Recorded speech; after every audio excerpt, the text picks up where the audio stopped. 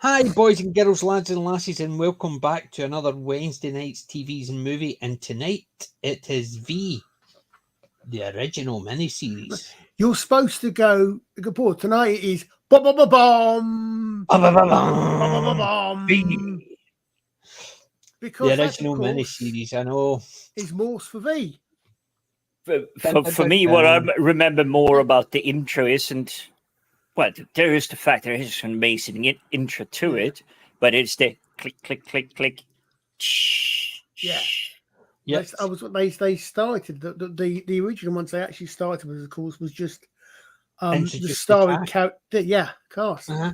But I've never actually managed to work out exactly how much coincidence that is, but ...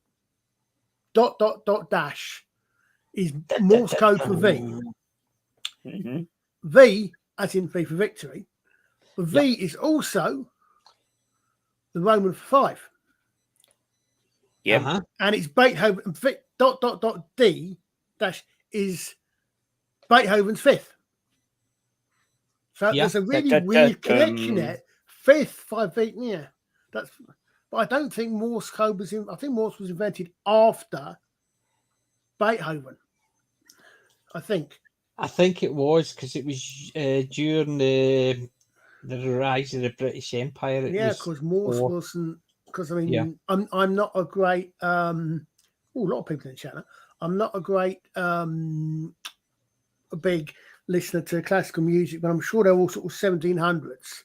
Yeah, I'm not a big into music, I must admit. So, what's that on the right? That looks like a strong female character. The Carnaby such thing didn't exist before 2015.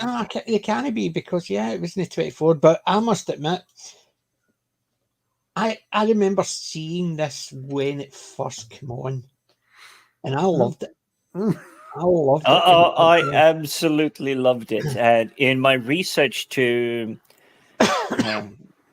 refresh my memory, so to speak, I came across, and we won't talk too much about it, but it's another really, for me, it was an amazing 80s TV show called Ultraman.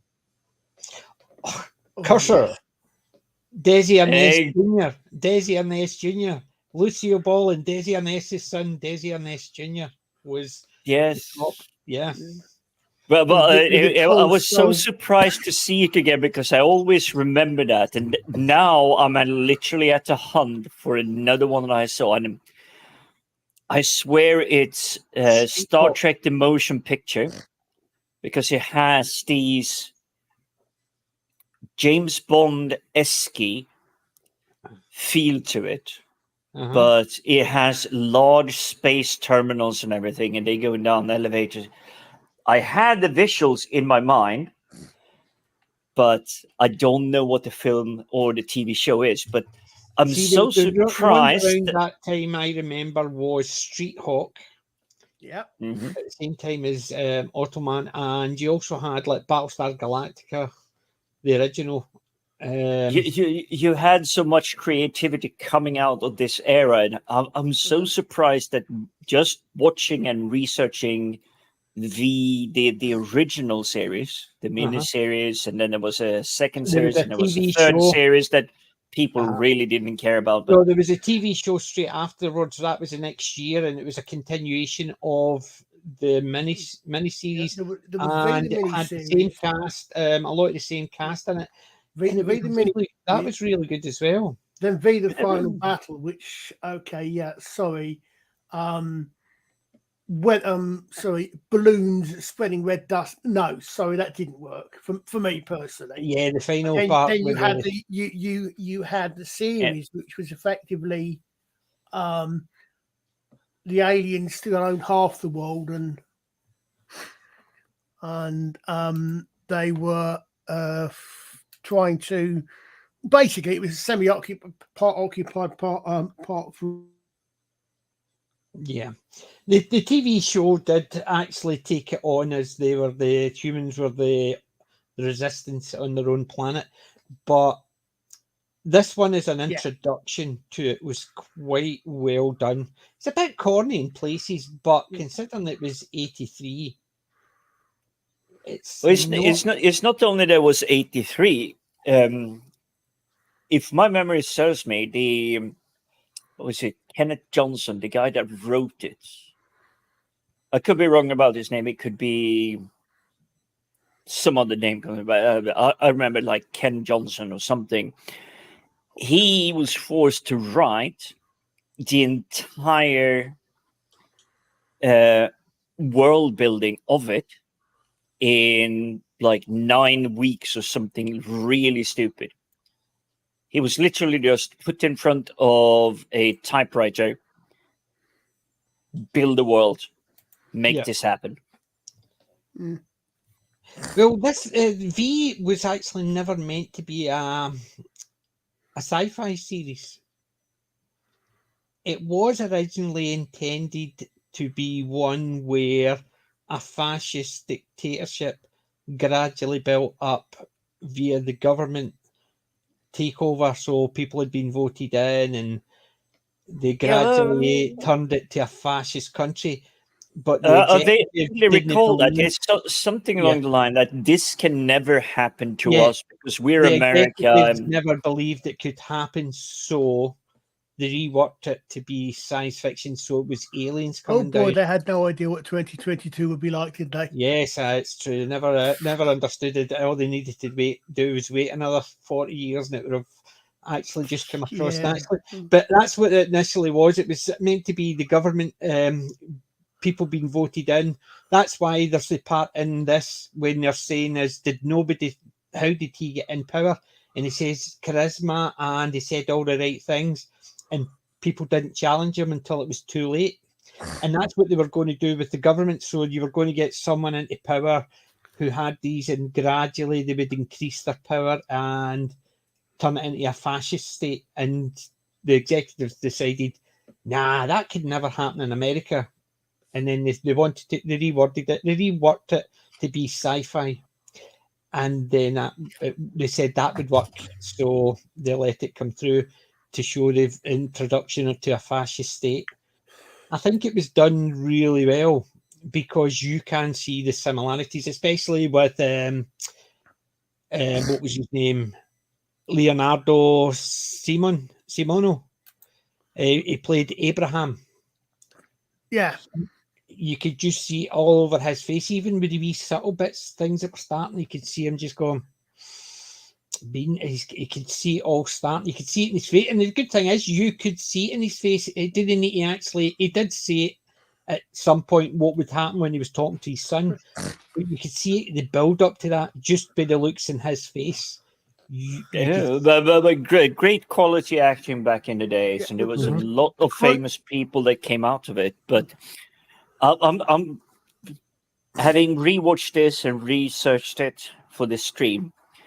I'm just going, holy crap! There's so many sci-fi things coming to life in the future. It's like, really? The quote you're looking for, PJ, is nothing's going to happen, not to you or your family. They're not doctors or biologists or even scientists. You're not involved. Anyway, it's going to pass. Abraham. That's what I said in 1938 back in Berlin. Ruby. But this is different. Abraham glances at his grandson wearing a visitor friend's uniform. Is it? Yep. But that's what I'm saying. But even the bits building up to that before he had that bit, and he also had the bit where his son was going to turn him out, and he basically explained about what happened to his mother.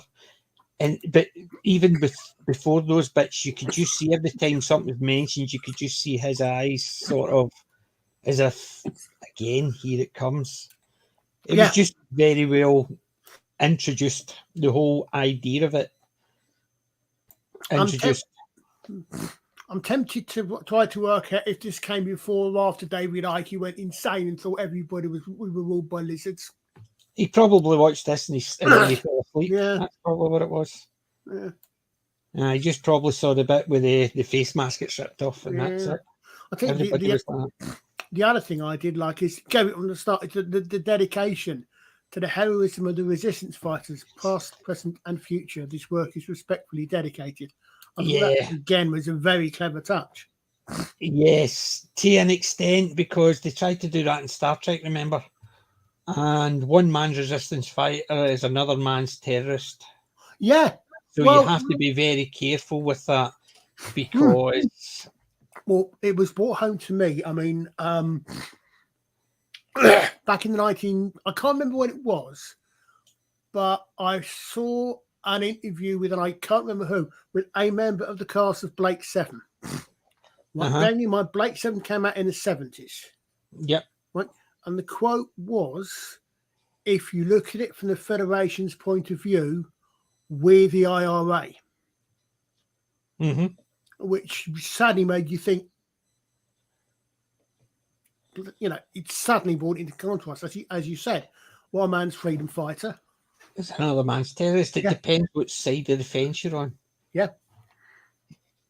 And that's the thing, because you think about it, a statement like that, they put that in any country. So, like, for instance, I'm sure that statement wasn't in it when it came over to Britain.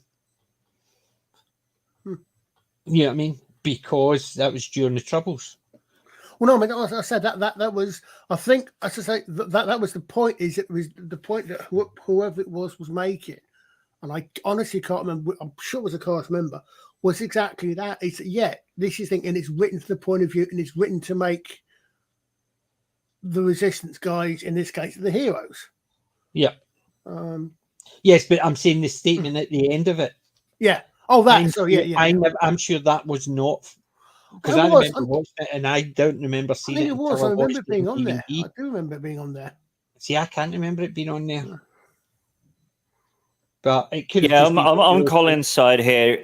There was the statement in the beginning of the show. It was in text and everything. That whole concept. But hey, let's just take the British Empire. No, I think Amanda's right. Biden's a visitor. No,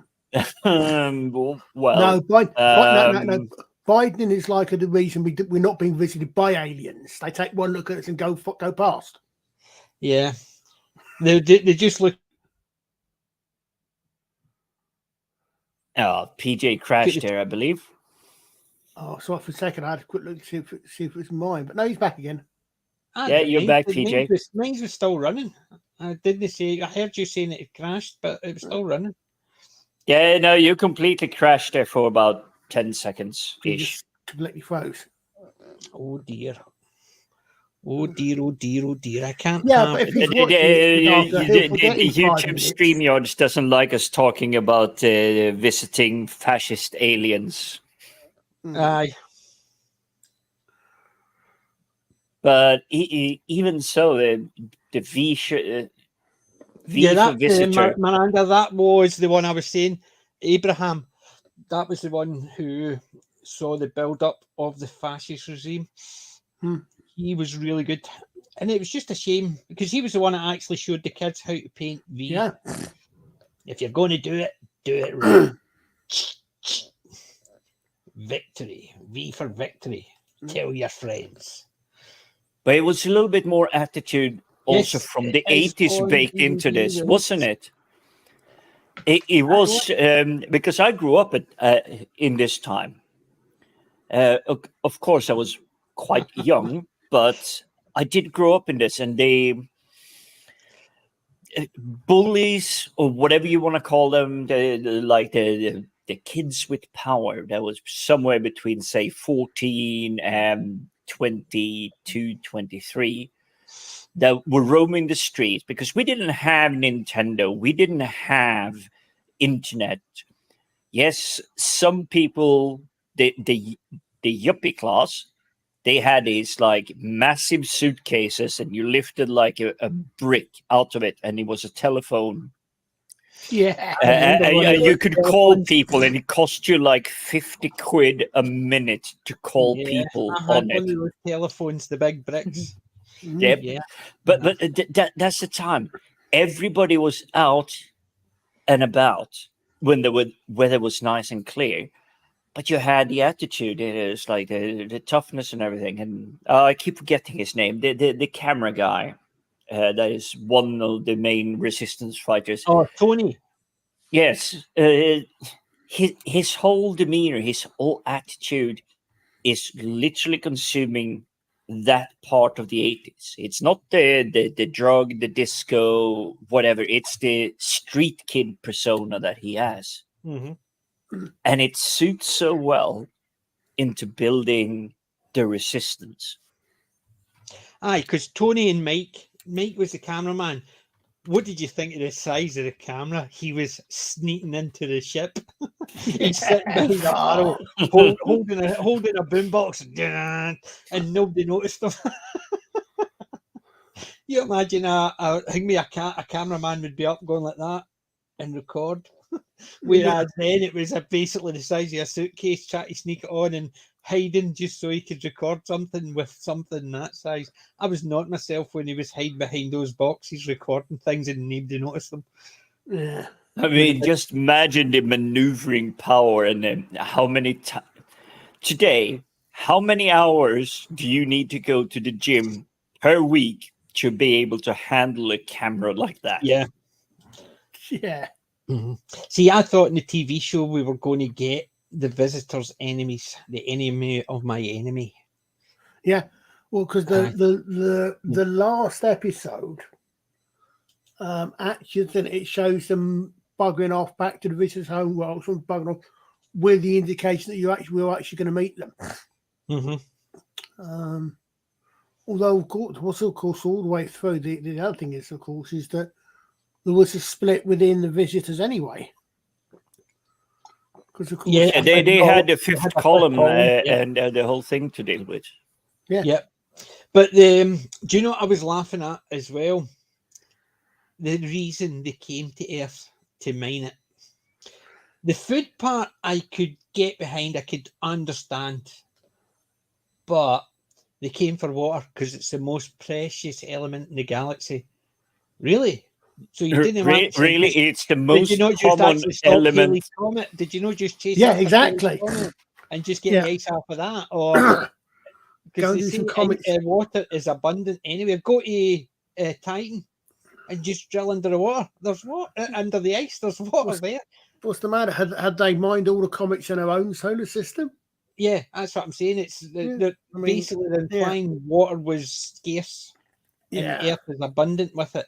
They're not the only ones. But again, this is an extreme nitpick because water, the H2O is literally one of the compounds the universe cannot run out of.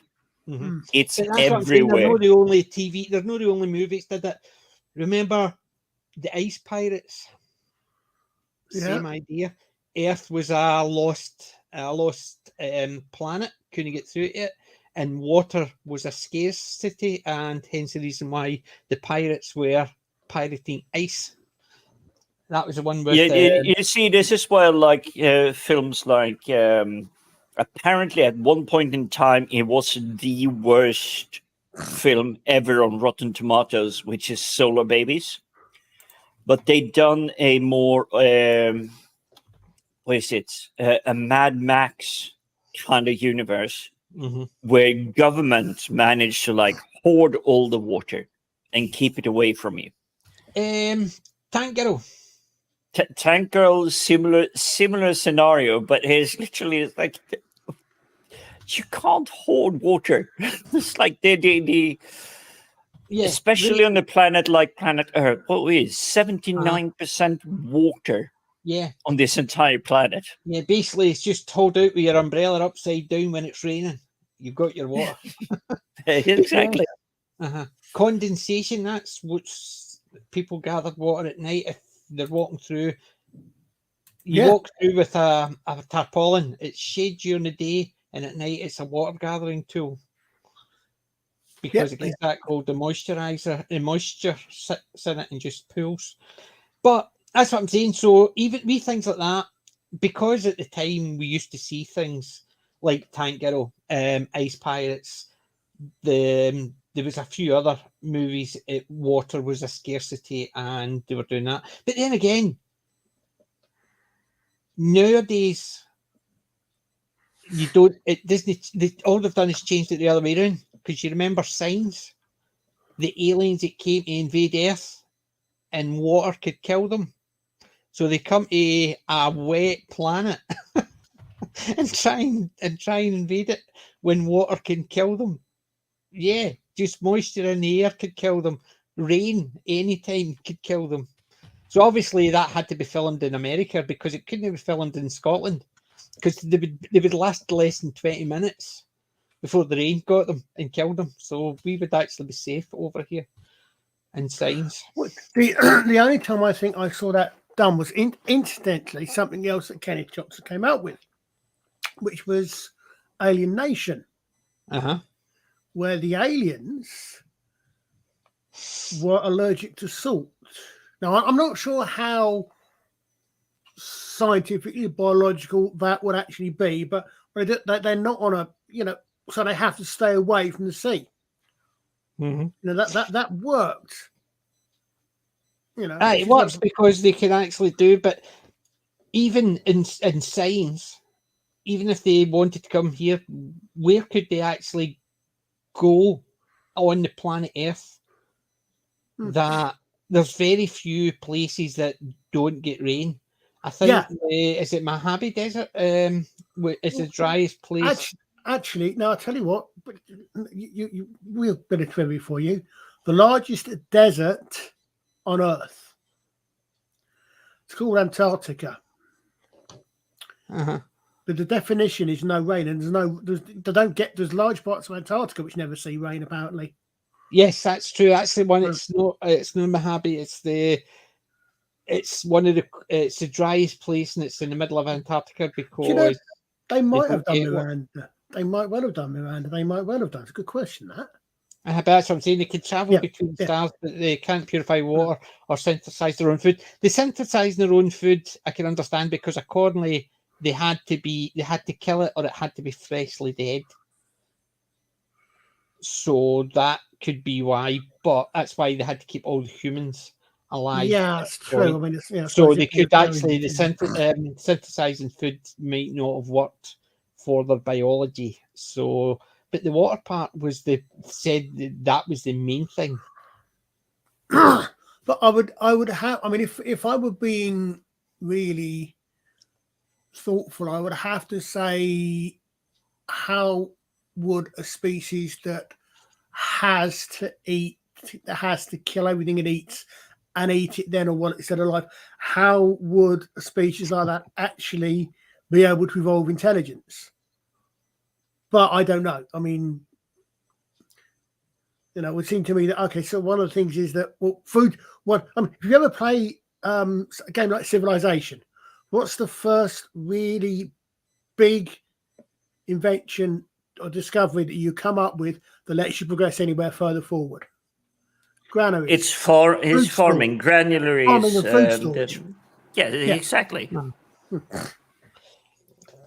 Yes, because I've always said because how did the Klingons progress? Because everybody wanted to be a warrior. So how many farmers was there? How many engineers was there? How many scientists?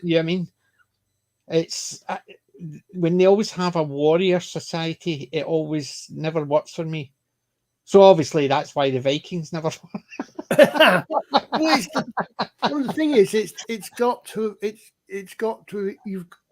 species has got to evolve to a. I'll agree with your point, Archer, but I will give you this to you, PJ. Yeah, the Viking society may not have lived for long, but every single day of the week is still named after the Norse gods 1,000 years after the Vikings were eliminated. That's only because the Scottish couldn't be bothered. But it was just wee silly things within this, which at the time when I was watching it, they've just come for all the water, because I'd watched other programs like that, but it's only obviously as we learn more, you realise the guy who wrote this obviously didn't understand science as well as he thought he did. Right, we need a reason why they're coming. To me, the reason coming to get specific chemicals that they may have needed to help, that would have worked. They might have had ulterior motives, but getting those gases, just getting them, going through all the distillery stuff just to actually pump it out. They could have actually still needed that, and the water thing was in the food, maybe. They used that as an excuse for the food gathering. Yeah. But the water part was the part I just thought, yeah, really. You look back on it, it does, unfortunately, it does make you think, huh? Uh-huh. But that's what I'm saying. So they actually used, because to me it was a case of they were going through and actually giving them chemical compounds for the gas and what they needed to gather. And some of the things where they said they were very rare in the galaxy and that there's some on Earth to get the chemicals. That sort of worked. If they used that, but all they did was they went through all that to give them all this, to help them pump it and all that, to take over the distilleries, just to dump it out. Whereas you think that could have been a reason, and the food gathering was just something that happened. People don't notice, people disappearing, things like that, or people getting taken up for questioning, or we've taken them up for medical, or they didn't survive, so bump into the ladder, that type of thing. I think it's probably a hangover from, as you said, the fact that it was originally intended to be entirely earthbound. They changed it to sci-fi. They had, as you said, they had to come up with a reason for the aliens to be here, and that's when they came up with a reasonably in a reasonably quick manner. Yeah, that's what I'm saying. The reasons why they came could have actually been the reason they came, and the food was incidental, and that's what caused the thing. Yeah. But coming for water was just something that somebody's obviously thought was a good idea. And considering the size of the ships, yes, they were big ships. There was 5 over America, and there was ones all over the other place, and they said there was many more to come. Yeah, but considering they says half the ship was an engine, half of the ship was the engine for the faster than light travel, and then they had all the living quarters, and all the other bits and pieces. How much water could each of the ships actually take? Not enough. Exactly. So, I mean, the ships could easily be parked in the Mariana Grave, and you would not even notice it. Yeah, because they had it. Still, this is the invention of one guy that spent 3 months in total, or 9 weeks, or whatever it was. He literally had no time at all, and he built an amazing, complex universe. Yeah. Just look at the human resistance, if we take it, because those are presented as the heroes. The complex, literally the cut across society. You have Jewish guys that has been a prisoner of Nazi Germany, whatever he was. You have hoodlums. You have a typical 1980s kids that couldn't give a crap because his parents are idiots, or well, so he presents them. The ladies, holy crap, there is literally no unattractive lady in this at all. But I think that's more Hollywood, and this is where I think the show fails it a little bit. It goes too much TV soap opera, because we had Dynasty, we had all of that. When we're watching that, we're aware that it is, because all the guys are handsome, all the women are gorgeous. It's just TV. You don't, very rarely you see a Carol Malden and amongst the guys. Well, some attendant have said before that, you look at the difference between British and American TV in general, and no offense to our friends across the pond, but you look at soap operas. We've got EastEnders and Emmerdale. The Americans have got Dynasty and Dallas. Rich, beautiful people. That's all you see. Whereas the British shows perhaps tend to be a little more for the people. Yeah, I mean, you could almost say the British ones are working class and the American ones are upper middle class. Yeah, you could basically the difference are all to do with the American government. The British are for the people, whereas the American are by the people. Well, it's maybe for the people, of the people, by the people, isn't it? At the moment, well, at least one of those isn't true. Yeah, I think your description is people, quite apt there, made by PJ. The people, and the other was made for the people. Yeah, I think your description is quite apt there. It's for the people and by the people. And it's the same thing if you look at American comedy versus UK comedy. Yeah. It's a significant difference. The UK people take the piss out of themselves. American laugh at people, other people hurting. British laugh at themselves hurting. So they're a bit self-deprecating. That's who was it that said that? It wasn't it George Carlin? It was one of the class. It could have been one of the UK comedians, but it was definitely one of the old timers when they were describing American, the difference between American and British comedy. And one says British are self-deprecating, Americans are not self-loathing, but it's a case of one will laugh at somebody else tripping up, whereas we'll laugh at us tripping up. Yeah. So it's that type of thing. But the good thing is that the TV show, it's 3 hours. I just highlighted what Sadaka was saying because it's so apt to it. Yeah, it was 3 hours. The initial TV show was 3 hours, which it was a mini series. I think was it over three nights or 5 nights? So I think it was 3 nights, 3 1 hour long programs. Well, probably been 5 nights because it would probably been an hour plus adverts, which would have been about 45 minutes each episode, I think. Uh-huh. Well, I know it was a 3 hour show. They put it down. I think in IMDb said it was 2 episodes. So the original one is just 2 episodes, but to keep it on the point of the whole stylized thing, if it was UK, it would have been done this way. If it was US, it would have been done that way. And I will say, to its pluses, so like why this is a positive thing when it comes to V, it stayed away from Dallas, Dynasty, all of these others, because it was literally like glitter in the hair. Okay, the later V shows or episodes were, I don't know where they were going. There were definitely something going up some producers' nostrils.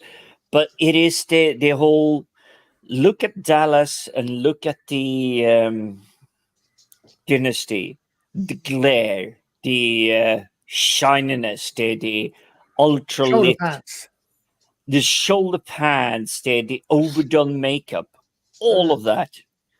And V was trying to sneak in a little bit to that, but they did keep the British subtleness. You don't need to be glitterous, glamorous, the whole thing. You can still do it. Mm-hmm. But it felt, for me, after just a couple of episodes, maybe 5 episodes in, you see a split. It's like the director can't choose between one and another. So it's one time it's over glittery, and the next shot is no. Yeah. And Miranda, we try no even think about that reimagined series of V. So we do. It was not good. They tried to update it by making it worse.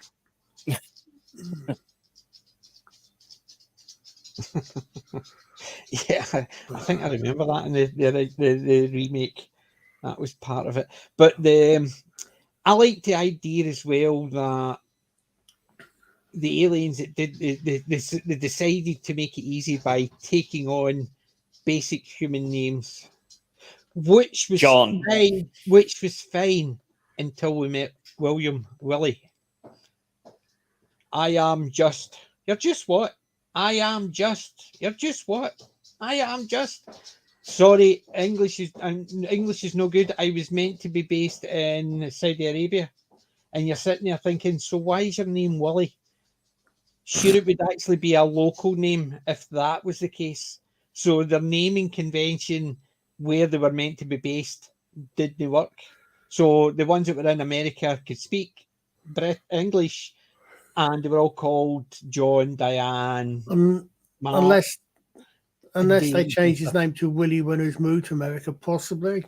But yeah, it could have been. But considering that,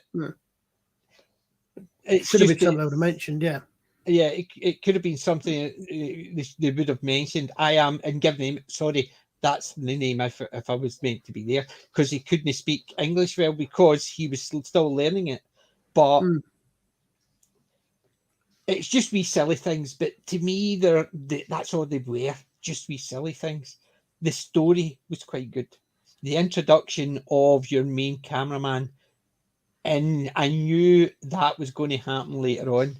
See the bit when he's filming the resistance leader in the helicopter gunshot, and he's standing there. He's going bang, bang, bang as the helicopter flies overhead, and he downs it. And then what happens at the end?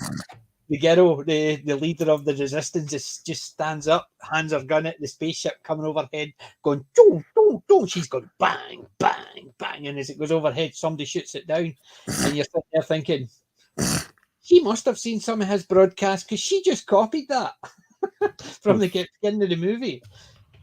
And it's things like that. Some of it's corny. I'm not denying that, but it's not bad corny. It's well done. It is well done sci-fi, but I'm gonna have to echo a little bit what Miranda was saying in the chat at the moment. That it's inconsistencies. There was a lot of work to be done. This is by far not one of the most outrageously costly production that came out in the 80s.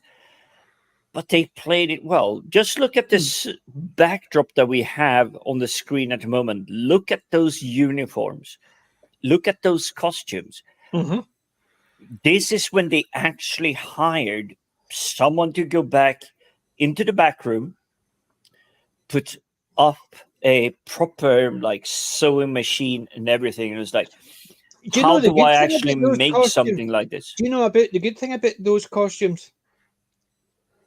They look a lot more intricate than they are, because although they look the zip up, it's only the bit from their waist to their waist at the back. It's just a red boiler suit with that over it. So basically, it's not full outfits they're making. It's just a load of red boiler suits with that over the top. And it looks so amazing. Just look at the logo on his chest. Or I don't even know what it is, but it's supposed to be the V. It's you know what it's meant to be. It's not meant to be the V, because look at it. See if the two dots at either side had a dot above and below. What would it look like? Exactly. It might be something different, but yes, again, it's the whole fascist takeover thing. Yeah, it's exactly what it was to represent, and they did it very well, and it was really good. However, I must admit, for aliens, their makeup was really, really good. Full body makeup, may I add. And she swapped outfits with Mike, and then obviously the girl and the alien, was it Daniel? She fancied him. She obviously had her end away. I mean, obviously she didn't notice any lizard parts. It was sufficiently good. So he had a very full bodysuit. Sufficiently good makeup that they had God knows how many nights, and she never noticed once. That's what I'm saying. So even if they had to get their bodysuit re-thing, Barbara, her bodysuit looked really, really well tailored, shall I say? And then Daniel, they kept updating it as the show went on, didn't they? Obviously, it must be it must be made of a latex rubber because it obviously grows with you. Stretches. Not only that, but it also must have been able to. How should we put this delicately? Allow out certain liquids. Breathe. Yes. Not just there. Yep. Very easy to cosplay. You think about it, get a red boiler suit, and then you've just got a bit of material. You put the bit of silver, you put the zip down the middle, the bit round the collar, and the flash, and you've got it. So you don't need to make a full bodysuit. All you need to do is a pair of boots, that, and the gun is fairly easy to make out of EVA foam and a bit of tubing. So you could make that costume. Even all you need is a black helmet, a black cap, and the glasses. Did you make that background, PJ? Yeah. Say that again. Did you make that background, or is it someone you got from somewhere? It's just an image from. No, it's just because there's. I don't know if it's just because, but it looks like Julie's face is superimposed. It just looks a little bit odd. It just that doesn't fit the body. But I'll tell you what, though, that picture must be from towards the end of the series. I think it was. Well, it must be because she's holding the gun left-handed, which means it's after she's been through the conversion process. Or else it's just been superimposed. It's been swatched around, yeah. Yeah. Because she's probably been holding it the other side and have decided to move her to that side. I'm just trying to actually find where. No, I mean, it may just be me. It may just be that it's on the background and she's got an overly lit face on a dark wearing black. It may just be that. I mean, it may literally just be the way the picture looks. It looks to me like a composited background, so it isn't that they went together in front of with one camera. They made a pose individually in front of the camera, and then someone, and now we're talking 1983 to, okay, if we're stretching it, 86. I think the show was done by 85, but Photoshop was barely around, so you had to do composite layers and film and red room. She's been looking around the other way, and what they've done is they wanted the humans to one side and then to the other, and they've just flipped that image round. So they have. Well, I think they did do. I mean, the whole thing, as you said, it was very well done, and it was. I mean, it's a show which would have worked equally well. I think the show would have. It's a tribute to it. It would have worked just as well if it hadn't been aliens. If it had been what was originally intended, you could take out almost every single aspect about them being aliens. Yeah. And the show still works, although you need to have something to replace the shock value of them eating rats and the like. Yes. And see that bit where this is the same ship leaving the hangar each time?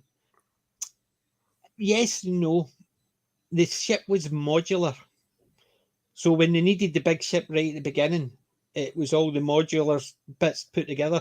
I think they had 7 of the front facing. The front of the ship, 2 of them they blew up in the miniseries, and the other ones, if they wanted to make the ship larger or bigger, they just removed modules. So basically, it was modular. If you look at any of the ships that go in and out, even the one at the very beginning, which is a big long one, then the smaller ones, it's just the same module. They just put in each space, so they made them modular, make them bigger and smaller. It'd be like a truck. The trucks in general are just the same size, and all they did was they 2 or 3 of them together to make them larger. Also, now that you mentioned that, this is one of the things I miss from the 80s, early 90s. If you ever watch the V series, can instantly tell this is a visitor spacecraft. Across the board.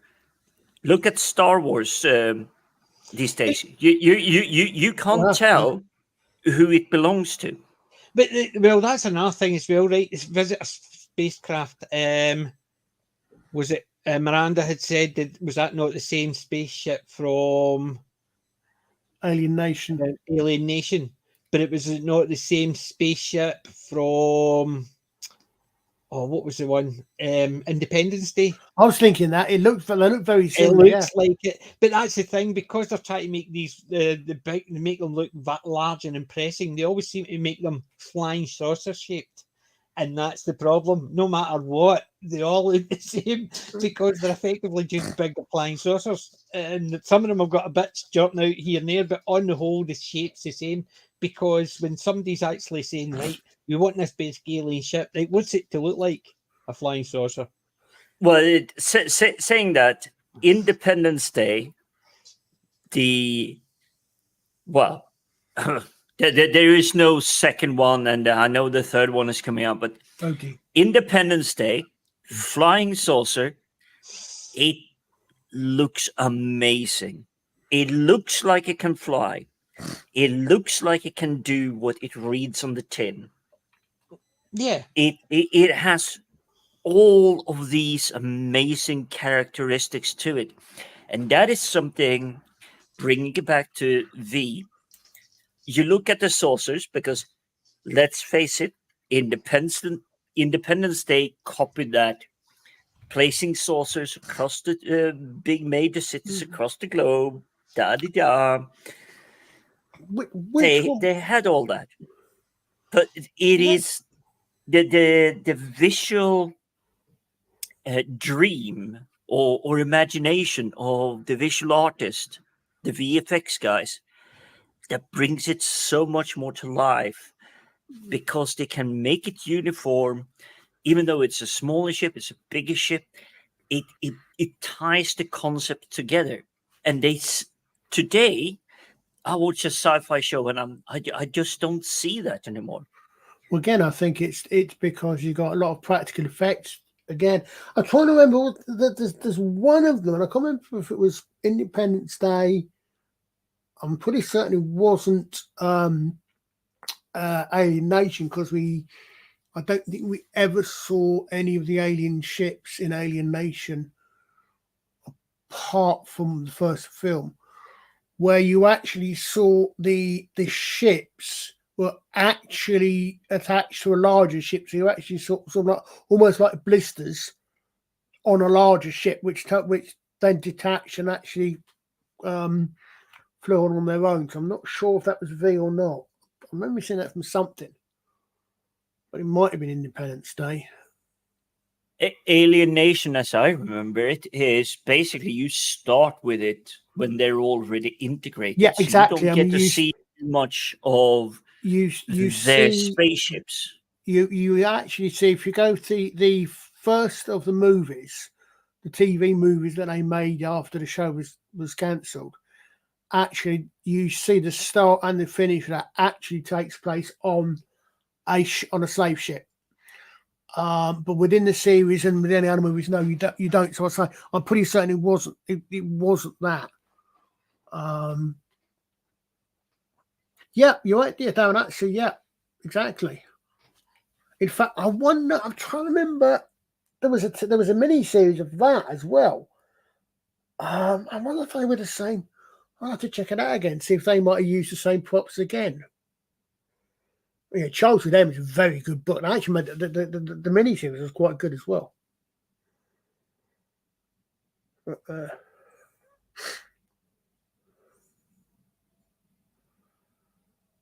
Yeah, I must admit, I think it was a very well done series, and they did actually do the introduction of the villains, the gradual reveals, and that. Something else that I'm fortunate that I noticed was when they suddenly turn around, they gradually start demonizing the scientists, because the scientists were the ones who might actually be dangerous and a threat to them. Yeah, parallels to that these days as well. But it carries the similar thread to V as well. It is the whole fascist agenda, and let's face it, most of these Alien Nation, even Independence Day, even though we don't get introduced to the aliens whatsoever in Independence Day, they must definitely be fascist. Here in V, there is no doubt about it. They're fascist through and through. But you also have Starship Troopers. I was about to say exactly. Yeah, very lot of similarities there. Yeah, it's the similar vein, and as I've read up on this and tried to understand it a little bit more, reading in more to Heinlein, and I don't know how he's getting slammed as a bad guy because he explored literally every single political view ever available.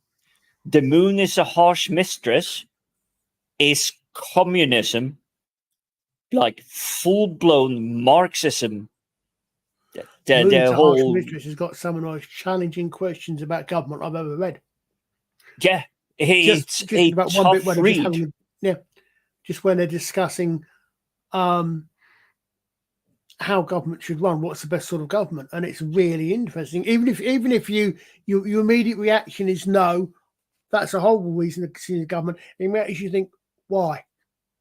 Well, I would say, we'll have to perhaps persuade PJ to add Alienation to the list. Alienation would definitely be a fun thing to explore, but it should probably be explored in its fullness because I think there's a lot of films. I would say Alienation. Well, it tells you immediately exactly what it's about if you just read the two words together. Alienation. Yes. Alienation is something that modern day creatives could do with, well, I say creatives in quote marks, of course, could do with looking at, because Alienation was entirely about racism or speciesism, and it was done well. Yeah. We did have that in, believe it or not, it was a Will Smith film. Only a couple of years ago, Wright or whatever it was called. He's a normal police officer. He's gets teamed up with an alien police officer. They had the initial banter, get to know each other. Nonsense. It's like Mel Gibson, Danny Glover. But Bright is actually Bright is Shadowrun. For what's familiar with Shadowrun, Bright is very similar to the Shadowrun setting because his partner's an orc and the bad guys are the elves. Oh, sorry, spoilers. But yeah, it's quite a good film. You're correct. There's a little bit of spoilers, but it is still that you've seen the story before. Yeah, so how old's this film? Yeah, but I will say it's a really well made one, but it is your typical Dungeons and Dragons adventure.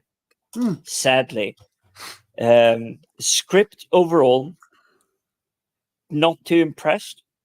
Delivery, the action, the actors doing it as top notch. Well, it's your standard buddy cop. What the hell was the Mel Gibson one? Lethal Weapon. Yeah, the Lethal Weapon. Thank you. Yeah, Lethal Weapon. That is the one. Yeah. Yeah. But again, it's something that works very well, or that can work very well in a sci-fi fantasy setting. I mean, I've read some really good police procedurals that are based in fantasy settings, and not just the humorous ones, but actual full-on police procedurals set in a full-on fantasy universe. Mm-hmm. And this is where I think that. And he's back. Writers have lost their ability to just build these worlds. They've got the ability to. They've lost the ability to create. Yep. Yes, that's what it is. They can't create. That's why everything you see. But I just saw it's Darren that mentioned Arthur C. Clarke. Yeah. Uh-huh. I love the authors from his era. Heinlein, Clarke, all the others. Asimov, the big three. The really big ones. Yeah. They became big because they could imagine something outside of realm of possibility, but they could drag it in. And this is the reason why they're called sci-fi authors. It's science and fiction. They made a fictional story and then they nudged in the science to make it, okay, yes, you flick a switch, light comes on. We understand that part. I'm feeling smart. I'm feeling good as the reader. Whereas today it's just so much hand-holding. Yeah. Okay, Miranda, who did they have in common, V and Starship Troopers? What Starley person did they have in common? I can't. Someone. Oh, is that someone Ratchak? That must be Ratchak. That must be Ratchak, and he's also in RoboCop. Yes, I know who that is. That's Michael Ironside, but that was Michael Ironside. Yeah, I forgot his name, but yeah, he is. He's not in the original miniseries, but he's in the series. And he's in I think he's in the second one of the first. He's in the miniseries. He's in the. I think he comes in the final battle. I don't think he's in the original miniseries. Well, that's where I'm getting it wrong because it's obviously I just rewatched it. I'll need to dig out the TV show. I'll need to get hold of it, and I'm looking forward to rewatching that because I think Michael Ironside comes in the final Robert. I think it's such a huge crime that Michael Ironside has not had much brighter start. I don't know him. He may be one of those really horrible people or whatever it is that's going on in Hollywood, but based on his performance, him and Clancy Brown, I'm dragging him in as well because he's been a big sci-fi actor, New Earth, Starship Troopers, tons of these. Shawshank Redemption. Holy crap! The persona, the gravitas they bring to screen. It's nothing to be just sneered at. It brings the film to life. Clancy Brown is up against in Shawshank Redemption against Morgan Freeman. Of all people, Morgan Freeman has that deep baritone voice, and you can literally just see a picture of Morgan Freeman with just a line underneath it, and you'll read it in the way he will talk it. He's that iconic. And Clancy Brown is in this film, and he's actually feeling like it's a sensible threat to Red and Dufresne. Clancy Brown is the only person who's actually in both Starship Troopers and Roughnecks. They bring him in, and he's played by he's voiced by Clancy Brown, rather than all the other characters were voiced by other people. Yep. Well, I think wandering off again, but I don't think he actually was in the helicopter because even the ones that were uncredited, they didn't even mention the helicopter pilots because I think they were literally just the pilots. They weren't. They didn't even have a credited name because he comes in as Ham Tyler in. I'm reasonably certain it's the final battle when he comes in as professional the professional special forces type. Yeah. Oh, do you know I dug out my Iron Brew? I'm going to get it behind me one of these days. I've got an Iron Brew towel. I'm tempted to actually just have that behind me at one point to show my Iron Brew. Maybe if I get sponsored by Bar's Iron Brew. But know that I'm saying I've got sponsorship, but I've got a Bar's Iron Brew towel I'm going to put behind me at one point. I've got Bars Iron Brew flip-flops. I've got Bars Iron Brew glasses. I've got Bars Iron Brew selfie stick. Believe it or not. Yeah, but you're bastardizing it because you have Iron Brew sugar-free. Yes, because I know we need to be nice to our kidneys and spleens and everything. No, I'm diabetic, so I drink. Well, that's literally what I'm saying. We need to be nice to our spleens and everything. But still, an Iron Brew is really good in the morning. Yeah. The question is, though, of course, is Iron Brew Michael Ironside's favourite drink? Bars Iron Brew, your other national drink. If it's Michael Ironside's favorite brew, then I'm getting his autograph the next time I get to a Comic-Con convention, whatever it is. Not for the fact that he's been such amazing across so many epic sci-fi films.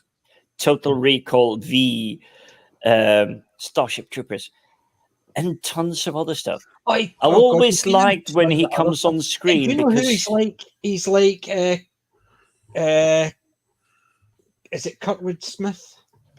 Kurtwood Smith is the guy that gets smashed in RoboCop 1. Yeah, he played Red in that 70s show. Oh, yeah, I remember that. But he's played nasty guys in other stuff as well. He's played nasty guys, but he's played really good father figures as well, very strict father figures. But he's such a good actor because he can play anything. He can play the comedy, he can play the vicious, he can play the serious. He's one of those all-rounders. He can play a lot. Pardon me. Yeah, he's literally the one other guy. Okay, I've already been trapped in an elevator with Jason Isaacs. And I still, I mean, I know he's a nice guy, but how evil he is in The Patriot. Miranda said, Jacob said, they have a cleaner in the US with the same shaped bottle and the same colour. You should start exporting Iron Brew to the US. But clean coins. Leave them in Iron Brew or Coca-Cola or brown sauce. And I drink Iron Brew and Coca-Cola, and I like brown sauce and my stuff. But you can clean a coin with any of those three. So yes, I've seen them, and this was after because obviously I had my most fun in the 80s, and in one sitting. Just as computers was new, you could play a little bit of games and everything. Me and my friends, 4 of my friends, went through 60 bottles of 2 liters cola in a weekend, in a single weekend. I'm not surprised I'm diabetic now, but knowing what you can use Coca-Cola for, to clean like your silver equipment, silverware, I'm just going, what the heck did that stuff do to my insides? Yeah, and having that much. Yeah, I on average drink 2 of those a day. Oh God, 3 liters of Iron Brew a day. No, that's a 2 liter. Oh, 4 liters even. Yeah. Yeah, I have that bottle, plus I have 3 of the smaller bottles a day. So I drink a lot of diet Iron Brew, so I do. So yeah, my insides are clean. But yeah, I drink a lot of it. But the thing is, see, in Iron Brew in a can, they say there's the same caffeine. There's more caffeine in a can of Iron Brew than there is in a can of Coca-Cola. The equivalent of 7 cups of espresso coffee in a can. So 3 cans to a litre, right? So that is 721 in a litre. And I drink 4 litres a day. And I wonder how I don't sleep. Really? I drink on average 60 coffees a day, maybe 80 coffees, depending. Sometimes I only have 3 litres, so I know sometimes it's a bit lower. But that's the same as the caffeine. I drink about 60 coffees a day worth of caffeine. So hence the reason why I don't sleep a lot. Yes. I wouldn't say that's. Yeah, I could blame the caffeine, but no, it isn't the caffeine. It's something about my biology. It's something personal, whatever it is. I get by 4 hours of sleep per night. If I go to sleep at midnight, I will be up at 4 o'clock in the morning. If I drink, and when I say drink, I mean drink like a Viking, and go to sleep at midnight, I'm up at 4:30. That's all it adds to my sleep pattern. At one point, I used to, if I went to my bed before 1 o'clock in the morning, I would be up at 6. If I went to my bed before 1 o'clock in the morning, I would be up about 4 in the morning. So I would get about 5 hours sleep a night, and then old age kicked in. Now I get 6 hours sleep a night, so I'm falling asleep a lot. And I get looking forward to getting 10 years older then. Yeah, I get my wee nappy in occasionally. That's only when it's at the weekend, but when I can relax. So yeah, I'm getting old. When I was a lad, I used to do that. Do you like the t-shirt? Uphill both ways. On especially for V tonight. Yeah. Because I didn't have a V t-shirt, so I thought the Space Invaders one is the nearest I had. I felt this one was.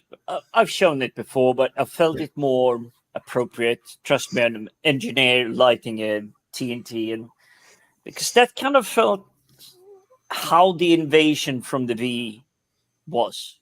It was a wily coyote. They didn't think it through. They felt some Mickey Mouse operation on the most important things, because literally a guy with like a 40-foot boombox could just walk in and film the secret operations at their hydro plants, which wasn't hydro plants because I know industrial and engineering designs. They were actually gas plants, just placed close to water so they could filtrate what they needed from the oil they were actually extracting and make the stuff they needed. Yeah. Do you know, I meant to say, I remember one scene from V from the very first time I saw it until I rewatched it. And it was the bit with the old woman. And I think it's the Mandela effect kicked in. Because I remember it initially as the cops and the visitors had stopped a group of people and they had them up against the wall searching them. But their ship was parked across the road. And the wee old woman comes by, throws something in and continues walking. And then it explodes. And the only person that saw her was the cop, who smiled and nearly laughed. And when I was rewatching it, the visitors and the cops were right outside the ship, and she stops, lights the bottle, throws it in, and it explodes straight away as she rushes away. And they're all standing there. And then the cop turns around, sees her, and smiles. And I thought, is that the Mandela effect? Did I actually misremember that? Or did I remember it with hindsight that it looked cooler in my head the way I saw doing it? So she sort of just walked past and nobody noticed. She threw something in and continued walking, then it exploded. Whereas her standing there with the visitors all behind her, searching, any of them could turn around, and she's spending the time lighting the bottle, sets it alight, and then throwing it in, and it explodes. She starts walking away. And not one of them thought to stop her because she was a little old lady. Whereas the first time I remember it, I think it was better. But seeing it again, it was still funny, but it was a wee bit contrived, shall we say. The fact that not one of them turned round. It's a little bit of the magic that the 80s thrived on. This is the first time you see this. It is magic. It's efficient. And if you take E.T. for an example, which is now the iconic BMX riding in the sky. Yep. With the cargo box in the front. Exactly. You have the noise. You have all of those imageries. But for someone has watched it like 10 times, there is very little magic left within that.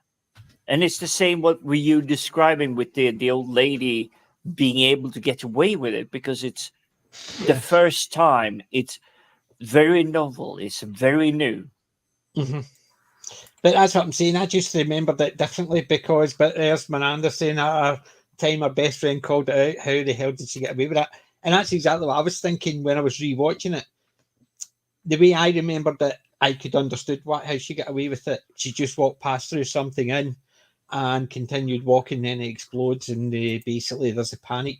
Whereas the fact that she stops with them all behind her and she's lighting the bottle, then she throws the bottle in and continues on as it explodes, and you see her rushing away as the flames are there, and none of them sort of turned round, spotted her.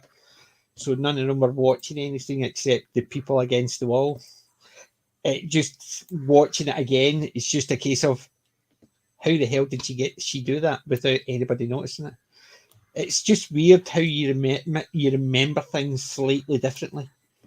Because I always remembered that scene that particular way until I rewatched it, and I thought, it's not quite the same as I remember it.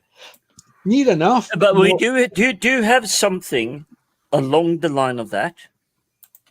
Back in the 60s, okay, might be 70s, so do forgive me for the exact date. Well, if it's in the 60s, I'm Simon 5 years Templar. not born, 5 years born. So no, what I was going to say is we have Simon Templar. Exactly. We had Simon Templar masquerading, doing all of these things, doing it for the new. You didn't see this before, but now you've seen it. Now you're being smarter. Yeah. But the thing is, Simon Templar, the Saint, I actually enjoyed it, I must admit. It was just one of those shows, I think at the time, being a young boy watching it, it just seemed, whoa. It's like watching James Bond every week. I was saying, but the question. Yeah, I mean, it's like watching James Bond every week. There's these special agents doing these. Question is, are you talking Simon Templar, who later became James Bond, or are you talking Simon Templar, who is married to? You're basically talking about both of them. I saw both of them. I'm old enough to remember. I saw Roger Moore and Tony Curtis. Is that the one you were talking about? I'll switch off. The guy that plays Captain Sheridan, his first wife, Ian Ogilvy's now married to. The guy, Michael or no, Sheridan, not Sherman. Sorry, Sheridan. Bruce Boxer. Yeah, Bruce Boxer. Yeah. I don't know who his first wife's married to, unless it's Catherine Holcomb. I don't know who she's married to. If you ever she starred with him in How the Worst Was Won, the TV series. If you vaguely remember that one. I vaguely.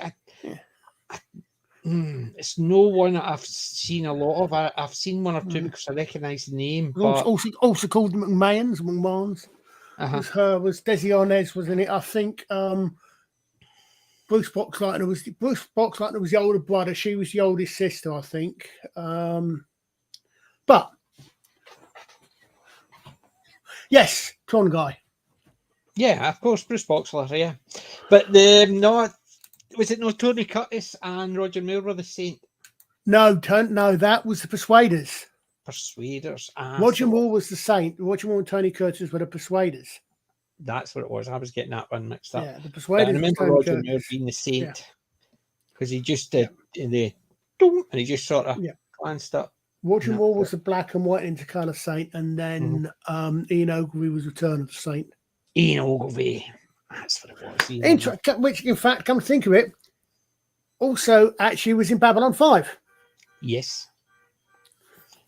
He was as one of the good guys with the Centauri. That's true. Yeah. But see, that was another thing. It reminds me. I was just looking at Sadako was saying is at the point the aliens were playing the benevolent visitors, yes, and all the explosions and everything they were doing, they were just putting it off as the rebels. Like for instance, when they wanted people to disappear, there would be explosions and they were killed in the accident. But they disappeared, and they obviously, you know why they disappeared. They were getting killed, and it was a thing. So it was always the bad guys. But it was good that they were the way they were doing it, because obviously we were seeing it from the outside in, and it takes you back to a lot. Like you look at Demolition Man, right? Remember, and they were looking for him, and he was in the airport. And they shot all those people. Then they blamed him for shooting them. And she's basically, she's going, we didn't do that. And they tell them, they say, but that's how they actually do it. They didn't kill anybody. It was us. And that's all they need to do, because the news tells people, your next door neighbours, that you did it. So it doesn't matter if they know you. The news said you did it, so you must have done it. So that was a good thing. They were doing that. They were using the media to... It's sort of like, when is that time? Now, when you see things in the TV and you go, oh, that's really terrible. But when you see the full story, it's not as bad as it looks, and it's somebody else doing it. They cut out parts of the story, or parts of it that you see two people fighting, and it looks really bad that two people, somebody's beating up this other person, but when they show you the 5 seconds before, when that first person that's getting a doing, him and 3 pals punch the guy who suddenly retaliates, takes them all out and punches the other one till he's knocked out. When it takes it into context, it actually looks, you understand why the guy did it, but when they take it out of context, it just looks like he's beating up somebody. It was the newspapers, believe it or not, did a better one of that. It was an advert for the newspaper. And there was a guy standing there. He was just wearing a suit, had the umbrella over his thing, and he had a briefcase, the upper class banker. And you see this guy with a bomber jacket just rushing towards him. And from one camera angle, they show you one camera angle, and he's just rushing towards him. They show you from another camera angle, he grabs at him. And it says, we tell you the whole story, and it pulls it back, and you see something falling, and the guy drags in, bumps at him and pushes him out the way before the thing hits the ground. And that was their idea, was some people show you that angle, some people show you that angle, we'll show you the whole picture, which they obviously didn't. They just told their version of the story. And that always stuck with me, that advert, because anything you read in the paper, anything you see on TV, I want to hear the whole story. I don't want to hear your side. I want to hear the whole thing. And it was one of those things that stuck with me. And that this show does it really well, because they use the media to show you how bad these people are. Because all these people, all these scientists, you know, the ones you're trusted, not only are they turning against us, but they kept the cancer away from you. See, the cancer treatment you needed and you died and your family died for not getting it. They had it and they didn't tell you. Aren't they bad? Where did you hear that type of thing before? Over the last couple of years. Yeah. I was going to say, where have we seen that before? Yeah. But that's what I'm saying. It's why the hell is it that we keep seeing these movies and TV shows and seeing the bad things repeated and yeah, but the thing is, those TV shows, like you look at that TV show, take the visitors out of it and put it the way they wanted to do it, as a political party getting in power and suddenly change it into a fascist state. Then they thought 40 years ago, nah, the American people wouldn't buy that. Come on, if they did it these days, now they would say, please stop showing what we are doing on TV now, because we are doing that, so stop doing it. So they effectively are doing that, but 40 years ago it was unprecedented. Nobody. I'll give you an example. What was his name? I'm trying to remember the character name. Jason. He played Caleb. Remember the one Willie befriended? Yeah. Remember all the visitors come in, and Caleb turned to his friend, his boss, co-worker. I don't know if it was his boss or his co-worker, and says, "We just beat all yous. We basically had to compete against yous honkies, then the Chinese, then this, or then the Mexicans, then this, now these visitors." And I thought that was a good thing. It was a case of, you wouldn't let us in, we're in now. And then there was another stream of immigrants coming in, but we've accepted them. Now we've got another bunch. And we've all got to fight against it. And it was a case of, it showed to me the progression that years ago, the two guys wouldn't have been working together, because one was white, one was black, and there was Mexicans there. They wouldn't have been working together. However, the relationship got together, that the two of them could laugh and joke about it, and then the slag that are, and then the Mexicans came to the job, and the fact that they were all working together, and they're actually all saying, "Oh, Christ, there's a new group coming to take all of our jobs, not my job or your job, or it's all of our jobs." So it was a case of, you had to mainly the building sites mainly were all white at the earlier on. Then the blacks were to equality to get that type of work. Then the Mexicans were accepted into that type of work. So now they're all together. So as far as they're concerned, that's just another bunch that's coming to take our work, not mine's, yours, or theirs. It's our work. So to me, that showed the fact that they could all laugh and joke about it and still all be together in what they felt as if was putting a threat to their job. It wasn't a case of, because of this group or that group. It's just, at one point I wasn't accepted, and at one point he wasn't accepted, but we're now all part and parcel of the same. Now we're not going to accept them. And it was that type of thing. It was almost a case of, that's the thing that happens. But once they're accepted into it, you're part of it now. Who's the next one that's going to try and take our jobs? And I thought it was quite, that one wee speech I thought was quite humorous. That the fact is, it was paying a nod to things have changed, but the more things change, the more they stay the same, because you'll just think of another group who are coming in.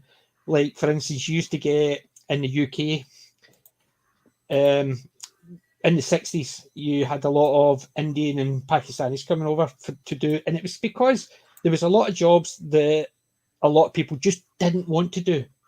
So they used that as an excuse to bring immigrants in to do the jobs. And they come in, they did the crappy jobs that a lot of people didn't want. They saved their money and get fucking jobs that now they've got their own businesses. And people don't go, aye, but he's no fee. They go and down and see so-and-so and tell them that you better watch. And now you get a lot of Polish guys coming over, and a lot of people in the building trade think they've taken their jobs, and it's that type of thing. It's a case of, took our jobs. Yeah, but you see them. They go into the shop. The guy who 40 or 60 years ago, his family came over as immigrants to do the crappy jobs that nobody wanted. They've now got their own business, and the guys coming in telling them, you better watch, because these guys are coming in and they're going to steal our jobs, as in us, not me, my job, or your job, our job, because you're part and parcel. Because over the years, we don't see you as somebody come in and take their jobs. We're just now part and parcel. Over the age, over the years, a lot of the Polish guys that come in, I've worked in building sites, and somebody says, "Oh Christ, we've got a Scots guy. See if you can get some of the Polish guys, because they know how to work." And it's that type of thing. So it's not a case of we want to get rid of them. We want them because they know how to work, and we want them in. We want guys that will work. We don't want guys that will just laze around. Don't care if you actually were born and bred here.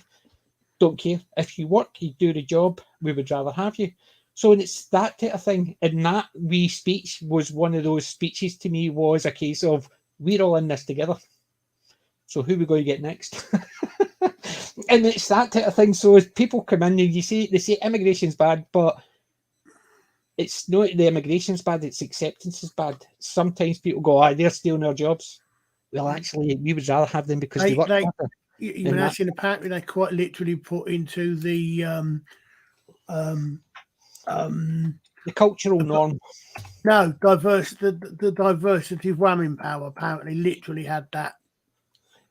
Well, there's nothing. There's a 1983 program, right? You had who in top? You had John. Yeah.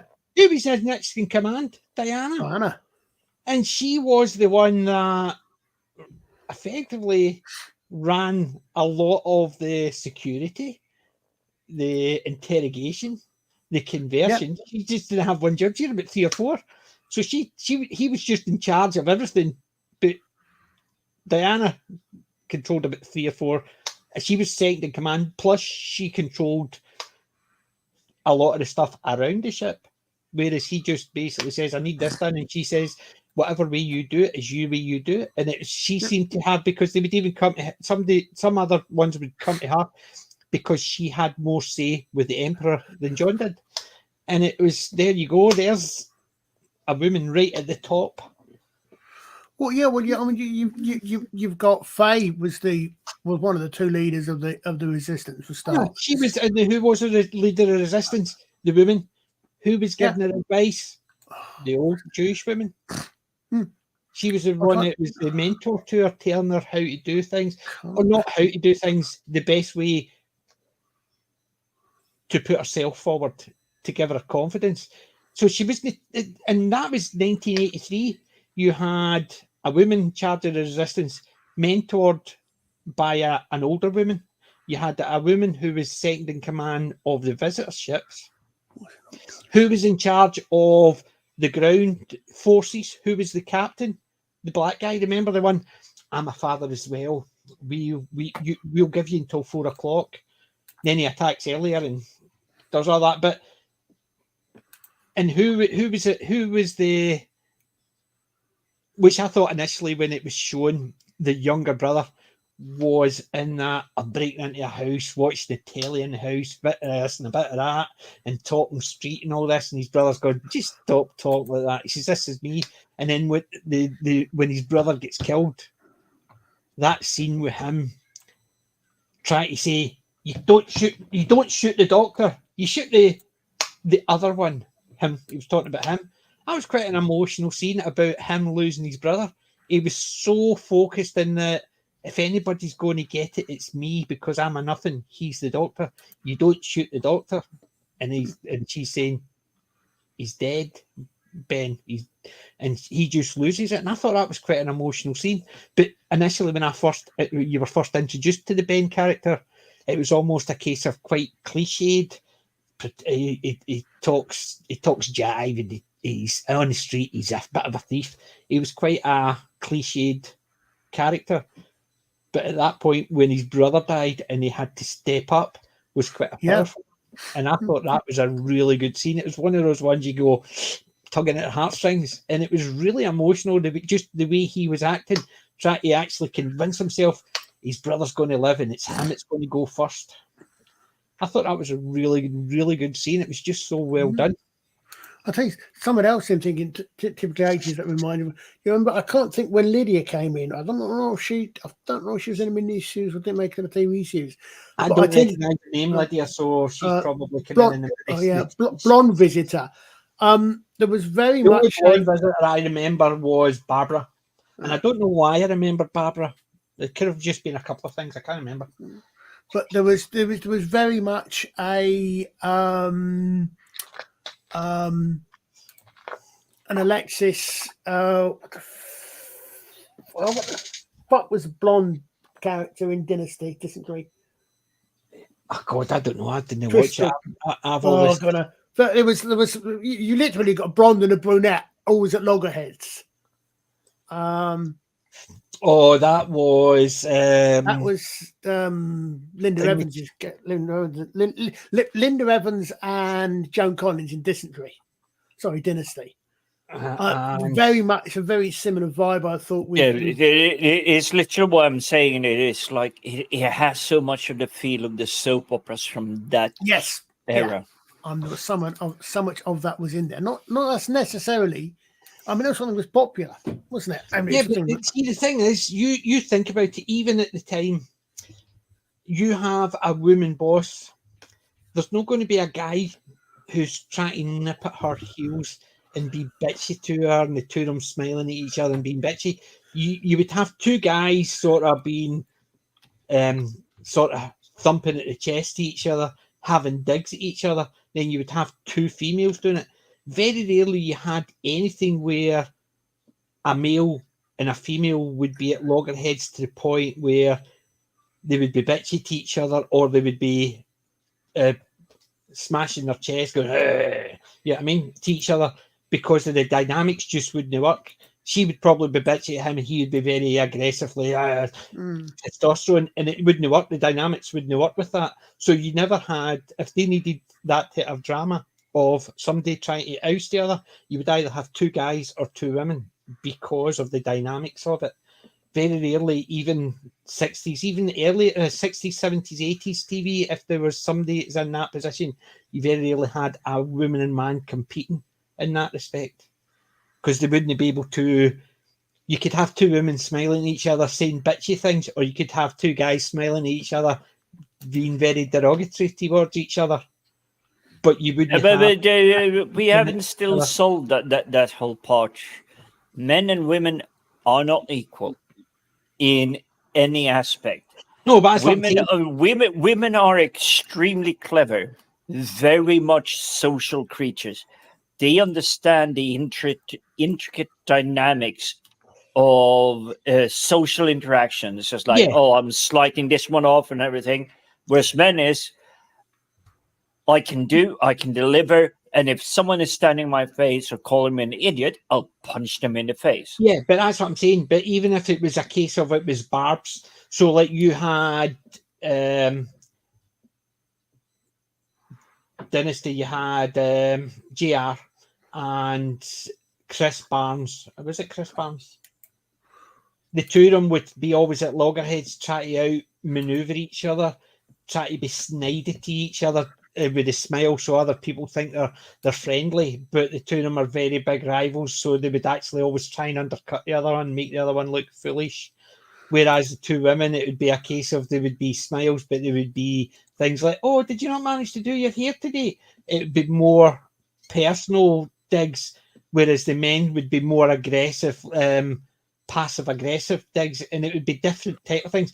But you wouldn't have the men and the women doing that to each other. That's why I loved Dallas and Dynasty back in the day. Is I mean, I know they were actors, but I was literally rooting for someone that was like, "Oh, you get that one. Yeah, you get that one," because it was the whole tactic played behind the scenes, so to speak, or what you didn't see, but you assumed off camera. I mean, these days, I don't like soap operas whatsoever. I know I'm no one for soap operas, but even back then, the only time I watched them is because my mum used to watch them. So they were on the TV in our house all the time. So when I was younger, I saw them all. And that was that's literally we got a little bit of a kid, but I've tried to explore a lot of one, and Beverly Hills 902, whatever number it is. The original one. I did not get into that one. The only soap opera that I really got into, believe it or not, is Red Dwarf. Because it was a soap opera at the end of the day. Well, a soap opera with very little soap. Yeah, with it was not all a guys, lot of soap. There was all guys, so there was very little soap. But the thing is, that's what I'm saying. Whereas you imagine if the dynamics had Kachansky in from early on, the dynamics would have, if they brought Kachansky in and never either brought in, they didn't have Holly or the cat or something. So they had, because initially they had the four guys. Yes, right, and I think Holly, that's if they took any one of them out and put Kachansky in the place, I don't think it would have lasted as long, because it was the dynamics of them all being passive aggressive, and they would have been subtle, they would have been reduced or diminished. But the fact that they managed to plant, even back then, because the wokeness hasn't been around for too long, but even back then, they managed to get a 4 ensemble of only men, with the quintessential fifth being, well, see, he wasn't called Holly back then, but it was the computer. But it was the cat, it was Crichton, it was Rimmer, and it was... Well, you always had the 4. The first series you had the 4. You had Holly, Cat, Lister, and Rimmer. And then Lister. And then they introduced in season 3 Crichton. So you had the 5 guys. And then Holly, Norman Lovett drifted off. And then they brought in Hattie Hartridge. So you brought in the female, but it still didn't have this. It didn't have the same barbs, because they would slag things to Holly, but they wouldn't say the same to Hilly. They would be, the barbs would be different. It wouldn't be as sort of aggressive, as it were. Well, I was sorry to say, yes, it is current year, and for everybody that would like to do the snippet thing, it is the current year. If you leave a couple of boys alone in a room, the language will get really harsh, really bad. But as soon as a lady walks in, the language will get clean, nice, polished. I think I don't even think the leaving 2 guys in the room, the language would get harsher. I think if you leave 2 guys in the room, stupid subjects would be brought up and discussed. Do you remember they were about the Flintstones? We're sitting here talking about Wilma, and if she would leave Fred for us. How stupid are we talking about this? We know Wilma would never leave Fred. That's the type of conversations 2 guys would be sitting watching the TV talking about, because they would be inane. They would not have any brains to discuss, and it would be just pointless drivel, which is ideal. It's the same as 2 women in the room would have a different conversation if a guy was there than if they were there on their Todd. I'm absolutely certain women. Say you and me, PJ, we met up at Comic-Con or something. We were left alone at the hotel room with the TV on. We would start doing a discussion like that. Your lady, my lady, let's hope they don't go down to the bar, but I'm just saying, if they were left alone, they would probably have a similar discussion. It might just not be about Fred and Wilma, but they might discuss Tom and Jerry or whatever it is. It might be Tom and Hank, but definitely not Tom and Jerry. In the meantime, did we scare you off there, Colin?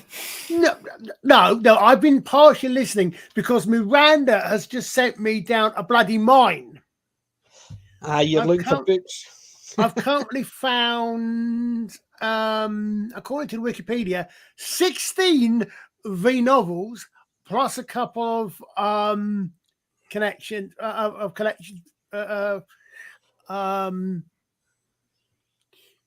Plus the second generation and redo of the original one. So thank you very much, Miranda. One of these days I will pay you back for that, I promise. No, she did the same with me with the Action Man. I'm telling you, she did. As soon as she mentioned the Action Man, I went down there. It's amazing. I didn't buy any because I couldn't get any with the proper grip. It was only the plastic hands, and I didn't like those. But yeah, I could get one just so it's in the box. But it still looks, the Action Men look okay now, but they're definitely nothing like the originals. And that was Miranda did that with me with the Action Men, sent me down a rabbit hole for a week. Having said that, I think I've actually, a couple of them I think I might have seen, but I didn't realise were that many books. So I'm going to have plenty to read for the next few weeks. Now that I've actually replaced my Kindle.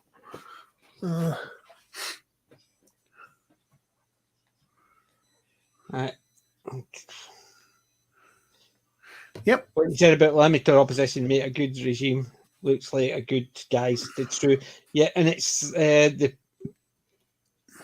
Central American in the 1980s, for example. Yeah, and that is the thing in this. The we were meant to. Let's put it this way. See if the aliens had come over and they were given all this free stuff, and then the government started nicking the spaceships and doing this, and then the visitors created a resistance. Us from the outside, we would still be looking at the government, and they would be the bad guys because they're the resistance, because they would be the outsiders trying to hold on to their own stuff. But because we agree with the human government, we would actually agree that they're terrorists. Whereas because it's the other way around, we're the humans, we see them as freedom fighters. And it goes back to that argue, one man's fight the freedom fighters and another man's terrorists. And it shows you, if you're looking at it from whatever side you look at it as, us as viewers are seeing it from, this is the humans being invaded slowly in a very smart way. They're going to be taking this food and all the water, and they're going to all be killed off. So these guys are the ones that are the resistance. Whereas that's what we always get. You imagine if they came, they were refugees because they were getting chased, and they decided, could you help us? We'll give you all this technology to help us. And they took all that technology, then started kidnapping the visitors. And then the visitors find out, and then they set up a resistance to stop the government stealing all their technology. Us, as the viewer, would see them as terrorists, because it doesn't matter what, they're aliens, they're outsiders to what we perceive. That's what I'm saying. But if that was just the other way around, if it was the aliens that were the resistance because the governments were trying to steal all their stuff, we would see them as terrorists because of that. For any story that you're listening to, you're getting told one side of the coin. Of course, yeah. If you look at Tolkien, if you look at Heinlein, if you look at Jordan, if you look at any of these, if you flip the coin over, the hero that you were reading would be the villain. Yeah, instantly. But you look at any movie, absolutely any movie, where you've got a hero and a villain. I'm not talking about an animal or like hunting an animal or stuff like that. I'm that side. I'm talking about you've got a hero and a villain. No matter what way you look at it, if you look at it from one view, let's look at the Predator movie, right? Arnie's the good guy, and the Predator's the bad guy, right? We see the Predator as just hunting humans for sport. However, if we'd actually seen it the other way around, that is a ritual he had to go through. Doesn't matter if he agreed with it or not, he had to go through to get acceptance into his culture. And all these people were trying to stop him and kill him. We would see him as the one who's that is the hero. If not the hero, but he's doing what he's required for his culture, for his. I mean, so he would be the hero of the story if they were showing you through his eyes. But it's one of those things. We can only view it from the side we see it from. It's the same as you watch a World War II movie. You look at the classic American ones, the John Wayne ones that I've got up, all the pictures and all that up here, all the plates. And how many Germans do you know? It's the Americans, and the Germans are just guys to get mowed down. They come running out and down, and they just walk straight over them, not mention them. They just nothing. Whereas nowadays, it's always robots or aliens that get that done. But then it was Germans or Japanese because we were at this side of the war, and we were on the victor side. So anytime you saw it, however, when you watch a movie like Downfall, then you see there's much more nuance. Much more nuance, because not all Germans were like that. But from our side of when we were watching the movies after the war, all Germans were like that. Yeah, but this is the season where we're coming up at now, which is the Christmas season. And someone is, and I know Colin is going to kick my butt up, left, right, down, center, down, square, and then up to the moon. But it is the Christmas truce where they were singing Christmas carols to each other. The people in the trenches literally stopped the war. Yep. Christmas Day. The only decent scene in the last episode of Doctor Who. The Doctor Who. This is literally reality. It's holy crap. Humanity prevails. If I put it that in any kind of sense. Yeah, tomorrow we will fight again, but today it's a special day.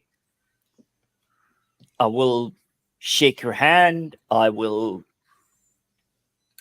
whatever you want to call it. Yeah. It's as in humanity, not as in the race, but as in the emotion. No, yeah, that's not the right word, but I think the humanity of it from the Hindenburg film. Was it Hindenburg or was it what? Whichever one of the two it was when they actually filmed it. And you got the commentator going, "Oh, the humanity of it."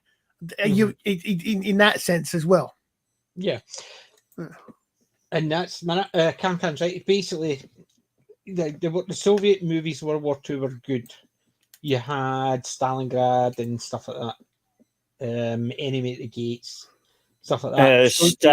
Both Stalingrad and Enemy at the Gates are holy fucking hell amazing films. They are good films, but if you want to actually Stalingrad, the book. The book. I remember a friend of mine read it to me in the 90s, I believe it was. I know all about Stalingrad. I read the Sven Hassel novels. I'll tell you what, though, just to prove to you that Hollywood can actually do equality, I'll give you 3 words. Torah, Torah, Torah. Yeah, very good. Torah. Nothing to do with the Jewish Bible.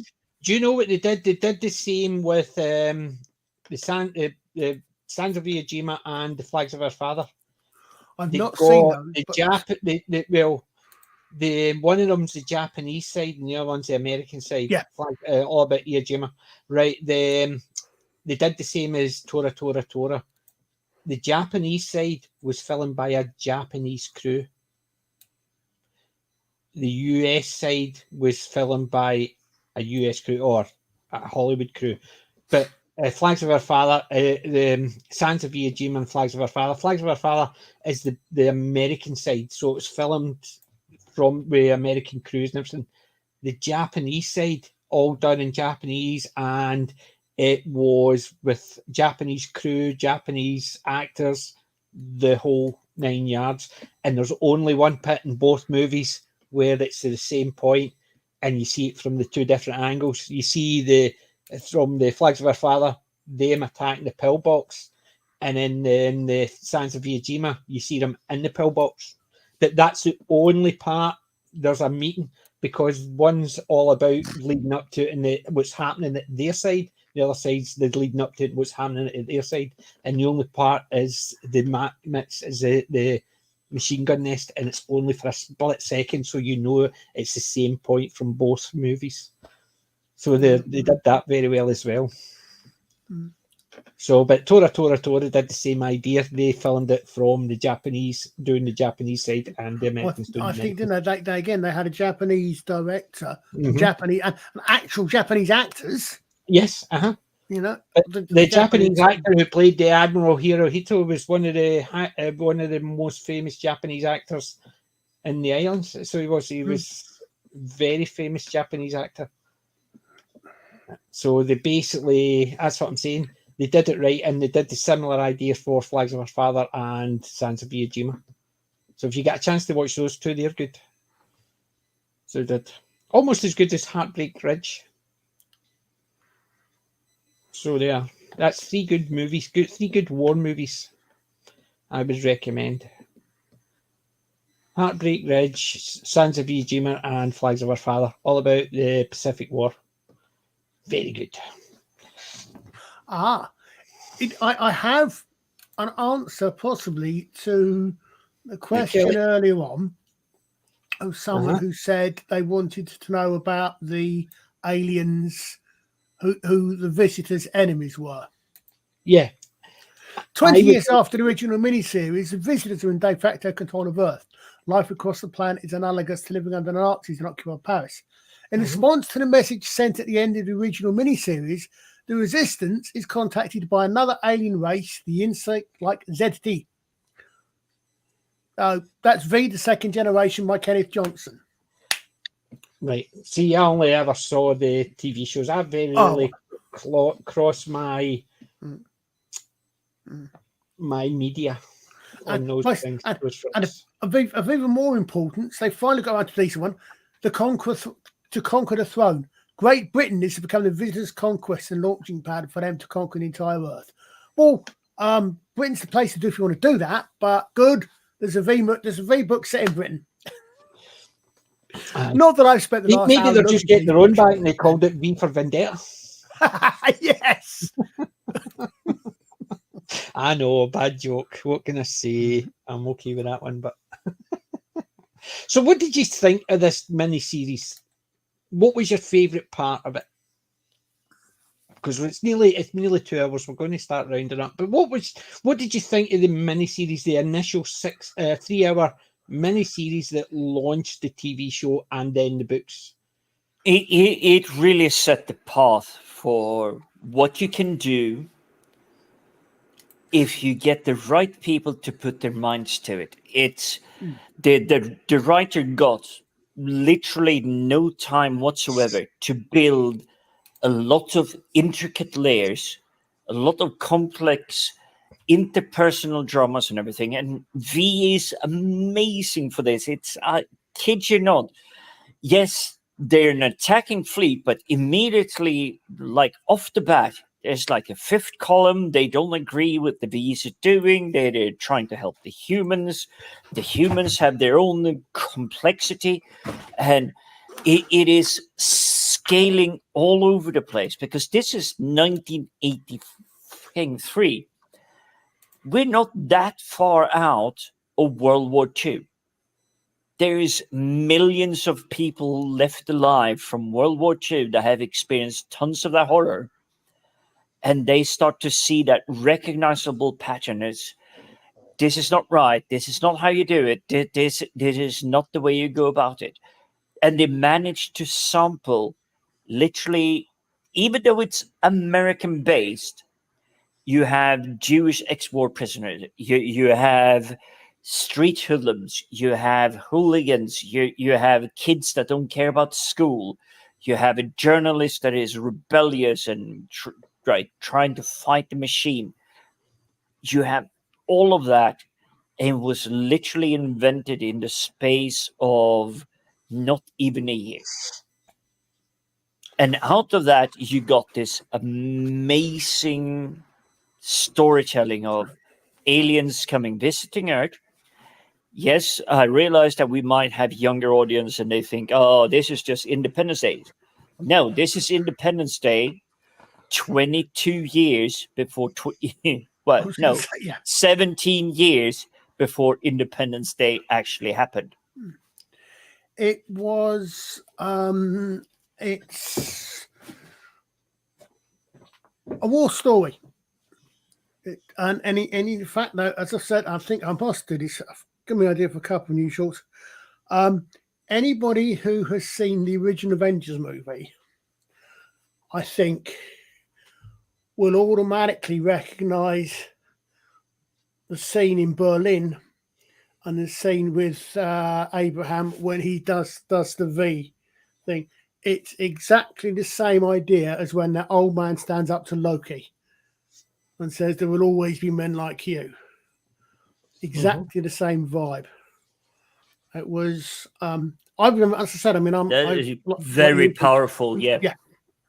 Which I like you. I saw it from when it first came out, and yeah, it was. I mean, I remember at the time actually being quite impressed, even by the stretching jaw bits and the rest of it. It was the bit before that when you just see him, he goes like that with the mouse. The camera cuts out, he comes back, and the mouse tail and two legs, and he's just going. And his mouth. You're sitting there thinking, did he actually put a mouse in his mouth, or is that just a prop? And then, and you're thinking, huh? And then she goes, yeah. And then you just see it going down her neck. I mean, I thought it was very clearly done the way through. The problem is, like with most of these things, it's quite difficult for me, having seen the whole thing all the way through, to necessarily sort of to look at it on its own without. I think, in fact, to be quite honest, that I'm going to go without actually putting in things that happen in later episodes in a later series into the miniseries. But it was very, very good, interesting. And if you can actually, as you have to with a lot of these things, you have to do proverbial willing suspension of disbelief. You know, if you can sort of put aside things that, as sci-fi buffs and science, therefore reasonably scientifically literate people would seem odd, like we said before. Why the hell would you come down to the bottom of a gravity well in another solar system to mine water if you've got comets in your own solar system or solar system? Yeah. Or even why would you come to the third planet of a sun where you can get up from the comets and the Oort cloud? Things like that. Yeah. But other than that, it was good. And the fun was good as well. Yeah. Well, see, I know Sadako says it was a bit corny and contrived for the 80s. But for the 80s, that was just a part and parcel. But I thought when I first saw this, I didn't even think about the water aspect, because there was other things like ice pirates and all that, and it did this Tank Girl. It was all about scarcity of water, because the way they obviously had ideas and they just seemed to go with the same tropes. It never bothered me that, but I thought it was as an intro to a TV show, it was good. It wasn't like a typical film. They had a beginning, middle, and end, because the end of this miniseries was open-ended, because in effect it was a case of the resistance has started. If they had finished there, that would have been a good story, and then you could have had your imagination where it goes to. Then obviously the next year they had the TV show, 19 episodes. So it didn't even get a big run. It's just 19 episodes. However, I thought the characterization, bringing the characters in and then killing them off. So you had like Abraham doing the V. He gets killed. You've got the scientists who initially check it out. Even other scientists you never saw. All you saw is they opened the door and shut the door and suddenly they were gone. So they were showing you ones that they had actually had within it and then disappeared. Some of the people doing things and getting killed off, and other people coming in to fill their step, and I thought it was quite good. Then you even had the son of the Jewish grandfather who was in the concentration camps, whose mother and father was a case of, it's not a problem, it's not a problem. He's a bit spoiled, so he does what he wants because he gets what he wants, and he doesn't care. And it just goes to show a third generation, even from someone who's lived through that, is quite happy to turn around and say, well, she'll marry me, and if she doesn't, I'll just turn their family in, get them all killed. That's okay. But as long as I get what I want. Oh, and I just got the champagne from the street because they know better. If I wanted it, I just get it or else. And it's that type of thing. So they introduced that character, almost a case of, but my family get taken used to it would be good. But we're really sorry, it was my bosses, but they gave you this present. Here's a ring. Oh, that makes it all better. Thank you very much. Oh, and you get a promotion. Oh, even better. Great stuff. Thank you very much. Father and mother come in. Where's Granda? We don't know. And he didn't even ask, and he just sort of went head down and walked past as if to say, I've got my stuff. I don't care. His father's got all bandaged up, and he walked past, didn't really care. He sort of gave the I'm expected to ask questions, and then you've told me that you're back, fine, and walked past as if he didn't care. It was good characterization of things like that. The introduction of the resistance leader, who didn't have a clue what to do. She was a scientist. How does she know what to do? But people are looking to her because she doesn't even know why they're looking to her, but they are because, which was good because it wasn't a case of contrived that you've seen her, she's been leading this scientific group and she's been in charge of this lab. So she was just thrown in it and people were turning to her and she didn't know why. She didn't know what to do. And it was very good as a character arc of her actually doing the stepping up. It's a bit corny, stepping up and firing a gun at the spaceship the exact same way the rebel leader did right at the very beginning. It was corny. It's almost like she saw his run and thought, I could do that. And do it instead of a helicopter, she's doing it with a spaceship. Similar idea, going, choo, choo, choo, as she's shooting at it. There was good characterization. Corny, yes. 80s contrived, yes, but considering a lot of the TV shows at the time were like that, but not as many had good storytelling arcs that could launch a decent TV show. The TV show wasn't as good as the miniseries, but it was good storytelling throughout. So it's something I'm going to go back and watch. So it's on my list again. I keep saying it's on my list because I keep adding some new stuff. Tell me about it. So I've got that on my list. So thank Christ nobody's actually mentioned anything else, and it's all good old classic stuff. I just need to get a hold of it first. That's the main problem. So, well, what would you give it out of 10 to finish off? Will I find out what's on next week? Oh, give it a start then. For me, it's a 6 out of 10. The story is weak, if I have to be really brutally honest. The visuals, mind you, this is 1983, hold up, but I'm still going, they could have done better. 6 years prior, we saw what they could do in Star Wars. But overall, it's a 6 for me. It's something I definitely will rewatch to the end of times. Yeah. It is interesting. It has a nice concept. It definitely had the whole breakaway from reality. It has immersion value. You would definitely dig yourself into the story. It's like, why do they do this? Who are the heroes? Who are the villains? And I would say it's 1983, and the main villain, is actually a female villain. And she's allowed to run fully with being the proverbial bad guy. And she does it really well. Diana, it's just so well done. And then you have the complexities of the layers, the different personas, the characters, the interactions, the different motivations and everything. Considering this was written in literally no time at all. Mm-hmm. It's so well built for having such a big cast. It gets silly, really silly, very quickly. But overall, 6 out of 10. It doesn't mean that it isn't not a good one. It is really good, but it isn't the best of the best. Yeah. What about you, Colin? Oh, 7, I think, because I've got good memories of it, and it was different when it came out. I do have there's one thing that it's got one trope in it, I must admit, which as I get older and older, I find a little a little bit more jarring. Yeah, which is why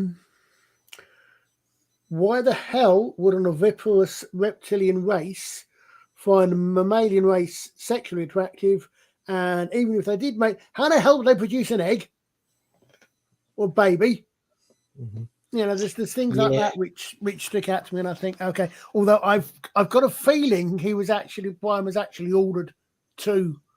Yeah, the way it was, Daniel was actually, because, and it wasn't a case of just meet with her, see what happens. It was a case of medical experiments. So it sounds as if Diana was doing a wee bit of jiggery pokery when he was doing the jiggery and she was doing the pokery. Yeah. But other than that, as I said, I mean, things like that stick out a little bit to me now that they didn't to early 20s meet. Yeah, it was a wee bit contrived in certain places. I'm not denying that, and there was good bits and parts. But I quite agree with you. I think a 7 for me. It's good memories. However, there was a couple of fun tidbits in it I quite liked, like when the aliens first come down, the tune they played. They played the Star Wars tune. It was all the kids in the band, and it was a Star Wars tune they were playing, which I thought was funny. Did you remember that part? You basically are coming down there. No, I didn't remember that Imperial one. March. They were doing the Imperial March, all the kids in the band. So it was slightly out of tune, but it was the Imperial March from Star Wars. And I thought it was hilariously funny, considering when I watched it, I never noticed it, but watching it again, you know how the story's going to go, and it's the Imperial March. Yeah. It's the Star Wars theme tune, which leads into the Imperial March, and I thought, wow, it's really good. But it was the fact is, like, for instance, the hideout, the bunkers, and they had their medical, this is their medical bay. They didn't just call it, the medics are up there. They had a sign that said MASH. Do you know what I mean? M.A.S.H. And basically they had it in a sign above where all their medication was kept and where they triaged anybody that was injured. I thought was a nice wee touch, because you could just imagine that, because MASH was on the TV all the time. So yes, they would have a MASH because they're at war. And obviously, when the aliens come down, right, you need to play something for the aliens. What we'll do, or do the Star Wars theme. And it's that type of thing. It did bear a lot of the cheekiness, but MASH, the design for it is medical. Mobile Army Surgical Hospital. Mobile Army Surgical Hospital, The 407. It is a genuine sign, and MASH. I mean, Alan Alda. Holy crap! Yes, but what I'm saying is, for a rebel camp, having MASH meant nothing. But it was the fact, as you can imagine them, that's the type of thing you would do if you were forced into that. You would do things that are silly to cheer you up. So you would call your med bay a MASH. Yeah, but they nowhere managed to touch the humor or darkness. I would say it's both humor and darkness of the original MASH. They did not manage to touch that, because no, I know, but the actual show was irrelevant in how the show was worked. The MASH show was worked. It's the fact is, in this, they had, as Sadako says, at the peace treaty, they played the Star Wars tune, the Imperial. But you know what I mean? It's that the fact is, if the aliens are coming down for the first time, what would you think somebody in power would do? 2-6. And give I know the meme lords would be out in force if that ever happened to us at this point in history. The meme lords would be out there, the Reddit, the Twitter, the Facebooks. They would be flush with memes of, let's just say, not so nice comments. I'm just saying, within the aspect of this movie, right? You're a mayor of you're the councillor, or you're in charge, and you've got aliens coming down. you gather your musicians from your local school and get them to play something. It has to be space aged. You can just imagine at the time saying, well, the Star Wars movie's no longer out. Play the Star Wars tune. You can just imagine them doing that. Yeah. And that's why I found that so appealing. Because, yeah, you can imagine that not long after the movie came out, the spaceships arrive. What are we going to play? The Star Wars tune. And then is they're in these tunnels hiding. They've got their place where their medical stuff's all kept. And someone's just put up a MASH sign. It's never referenced, never talked about. It's just a sign. And you can imagine, yeah, well, we're at war now, and that's where our medical is, so we'll just call it MASH. And somebody's just painted it on a board and stuck it up.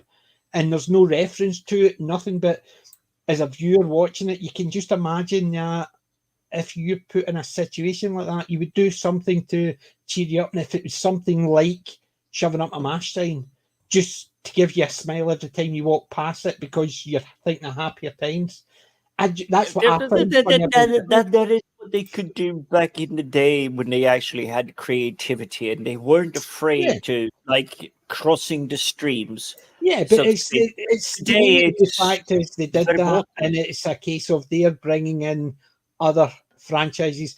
They're not bringing in other franchises. They're just acknowledging that in real life, this is what would happen. So you're taking real life. Yeah, this is the nice touches we used to have in it.